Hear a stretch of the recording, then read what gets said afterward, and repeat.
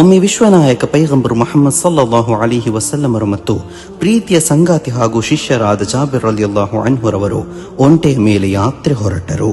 ಯಾತ್ರಾ ಮಧ್ಯೆ ಪೈಗಂಬರರು ಜಾಬಿರರ ಬಳಿ, ಈ ಒಂಟೆಯನ್ನು ನನಗೆ ಮಾರಾಟ ಮಾಡಬಹುದೇ ಅಂತ ಕೇಳಿದರು.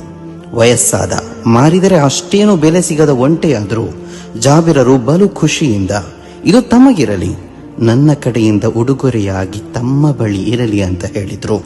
ಜಾಬಿರರ ಬಡತನವನ್ನು ತಿಳಿದಿದ್ದ ಪೈಗಂಬರರು ಪುನಃ, ಈ ಒಂಟೆಯನ್ನು ನನಗಾಗಿ ಮಾರಾಟ ಮಾಡಬಹುದೇ ಅಂತ ಪ್ರಶ್ನೆ ಹಾಕಿದ್ರು. ಜಾಬಿರರು ಅದೇ ಉತ್ತರವನ್ನು ಕೊಟ್ಟರು.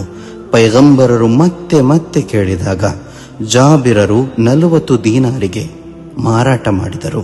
ಮದೀನಾ ತಲುಪಿದ ಪೈಗಂಬರರು ಬಿಲಾಲರನ್ನು ಕರೆದು ಹೇಳಿದರು, ಓ ಬಿಲಾಲ್, ಜಾಬಿರರಿಗೆ 40 ದೀನಾರ್ ನೀಡಬೇಕು, ಜೊತೆಗೆ ಈ ಒಂಟೆಯನ್ನೂ ಕೂಡ ಕೊಟ್ಟು ಬಿಡುವಂದರು.